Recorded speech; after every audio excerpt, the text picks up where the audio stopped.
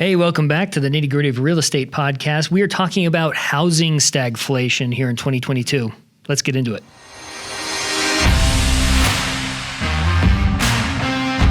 Hey, welcome back. I'm Joe Brown with Tom J. Krieger team, the head of the marketing division, and I'm here with Tom Krieger himself, sharing you his 40 years plus of real estate experience.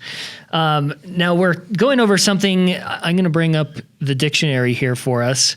It's called a portmanteau. Smog is a portmanteau. Motel is a portmanteau. It's taking two separate words and making a single word. Stagflation, stagnant inflation.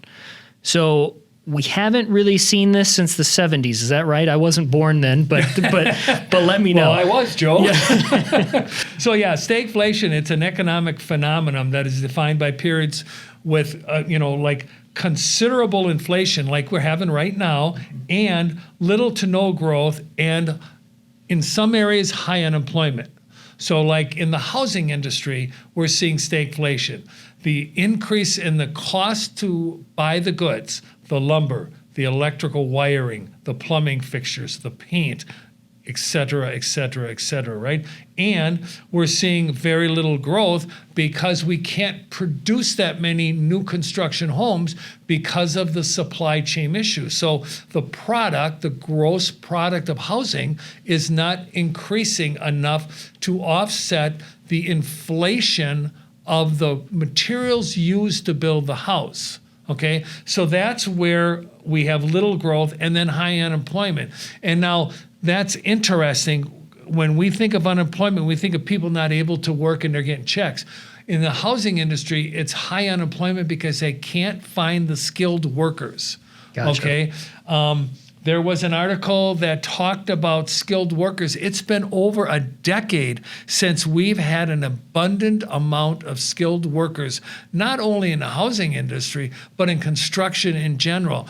You know, Joe, the old apprenticeships that they used to have, like the carpenters, the electricians, the plumbers, okay, there's not as many people in those apprenticeship programs that are really wanting to be in those types of programs, okay? Yep. Some people get into those programs, but their heart isn't into it, right? Sure. But it used to be when I was younger, like, the dinosaurs roamed the earth at that time. But if you wanted to be a plumber, you wanted to be a plumber. It was something your dad did or somebody in the family did. If you wanted to be an electrician, you wanted to be an electrician. Right. It wasn't only a job, it was almost a calling to people.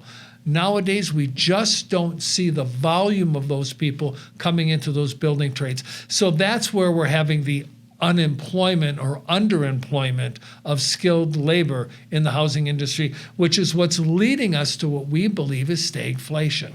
I see. Yeah, even my grandfather and my dad were both electricians. Mm-hmm. And in my generation, we were told to go to college.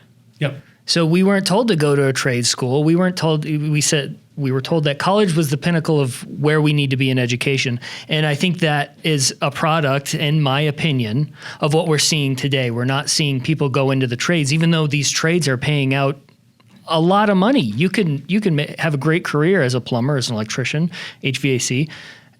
So I will highly encourage, I don't know how big my voice is here, but I will highly encourage a young person considering going to college, maybe look at getting into a trades program. Absolutely. And part of the trade programs, and we are in Arizona, which is a right to work state, which I like, but I also grew up in the trades myself. I served an apprenticeship in a state that had unions, okay? And unions are good things if they police themselves. And right to work states are a good thing if they're done correctly. I really strongly urge people to look at building trades because not only are the wages really good, but the benefits that come with it. A lot of people don't realize in those building trades, part of your compensation package is your insurance, your health insurance. Mm-hmm. And sometimes that's more money for the contractor than what you get paid per week. Right. Okay. Right. So that's where the unemployment is. I mean, today, we're in the 1st of April. Today, it came out that 413,000 new jobs came into the economy. 19,000 were in the construction industry. They think, well, how can we have unemployment in that? What we're talking about is high unemployment in the housing industry, because that's what we're discussing. Yeah, and we have seen through the pandemic this entire time that housing be an anchor for the economy. Always has been, always will be. Yeah, and there was no slow. We expected that we would have a slow, and builders sort of pulled back from production. Even the cabinet makers and hardware makers of manufacturers were pulled back on some of the manufacturing, but the demand increased within housing, especially within new builds, because people weren't selling their resale home.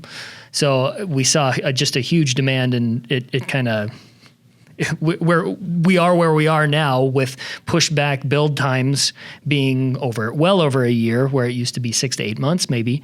And it's kind of an interesting place that we haven't really seen. And even the president of D.R. Horton says we're in the business of selling homes and we can't sell them because there's none. We can't build them fast enough. Hey everyone, we want to interrupt this episode to let you know that we are a Keller Williams Southern Arizona franchise.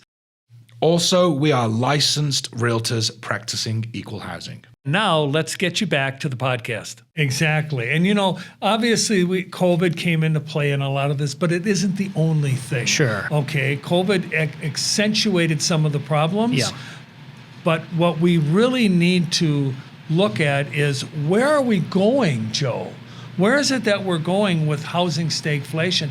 When will it break? When will this stop? How do we get this to stop? Yeah. That's interesting. And we have one more point here of gross national product versus cost of goods. Right. What does that mean? So the cost of goods is what it costs you to buy the raw material to produce a product. So let's take a pencil. You got to buy lead and you got to buy wood, right? So those have a cost. Now you put those together through manufacturing and then you sell them. The selling of the pencil is the gross national product. So that's the gross sales, not the gross sales minus the cost. It's the gross sales. So when we talk about the GNP, the gross national product, we're talking about all of the goods manufactured and sold in the United States. Okay, and that includes increased energy costs. Yes, it does. Which is a big factor right now. Which is a concern for a lot of people. I mean, and it's a concern for people who are environmental friendly. They're concerned about greenhouse gases. It's a concern for the mom and pop who are paying $85 for a tank of gas when they were paying $30. It's a concern for the farmer who the diesel fuel is so expensive. I can't charge $80 for a pound of potatoes, so I got to eat some of that. So the farmers aren't making as much profit. And in some cases, the farmers are making less money now than they were, and the prices of their product are almost doubled. Wow. Think that through. That's another stagflation aspect of it. Right. So hopefully we don't see this happening in other industries. Hopefully we can curb what is happening with inflation. Yep. And that is why we're seeing rising interest rates. Yep. At least within our portion of the industry. The Fed raises interest rates as far as borrowing money goes, so that gets passed on to the consumer when you're buying a home. Which slows down the velocity of money, which then slows down the inflation. You can expect, in my opinion, 50 basis point raise on the next one, and 50 basis point raise on the next one, and possibly 50 basis point on the third one. The Fed has got to slow this inflation down, or it's going to be a major problem. Now, from the political aspect of it, politicians are going to want this stuff taken care of, because guess what? They're up for election in November, right? Right. So all of a sudden they start caring. And I don't care what party it is, it's all the same. Guys, don't believe me. It's on both sides of the fence. Yep.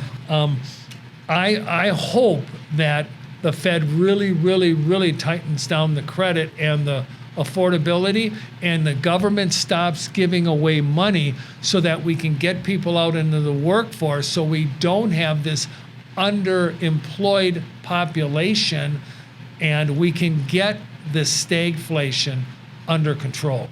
Wow, there's some complicated issues here for sure. It is complicated, and we're trying to keep it simple. Yep. Okay. Again, economics are something that we as real estate agents need to pay attention to.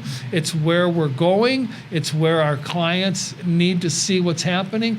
It's nice to walk into a house and talk about the furniture and the lights and the view and all that, but also as really good real estate agents, we should be sharing the economic forecasts and what our buyers and or sellers can expect in the future. Boy, yeah, Yeah. that is the truth. So we have, if you need a great agent, we have a database of over 4,000 4,000, agents, which we can call upon throughout the nation to help you out. So if you are listening in another state here or even another country, we can find a great agent and get you guys connected. Yeah, and if you just want to talk about this because you didn't quite understand it, down below will be the phone number. Pick the phone up and give us a call. I am more than happy to spend some time talking with anybody about this because I really want to see the American population and people buying homes not be taken advantage of by this. Yeah. And know what to do. Yeah, we'll have Tom's personal phone number and email, so you can reach out to him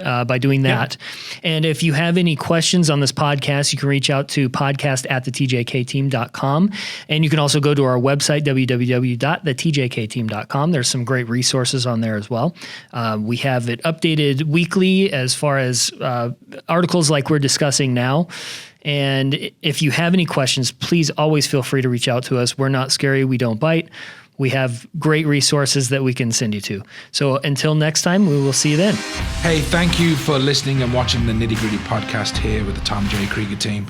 If you are thinking about buying a home, selling a home, or even investing in real estate, please reach out to us. We are local here in Tucson, Arizona, but we are also connected to over 4,000 agents across the US. So again, looking to buy, sell, or invest in your hometown, reach out to us and let us connect you.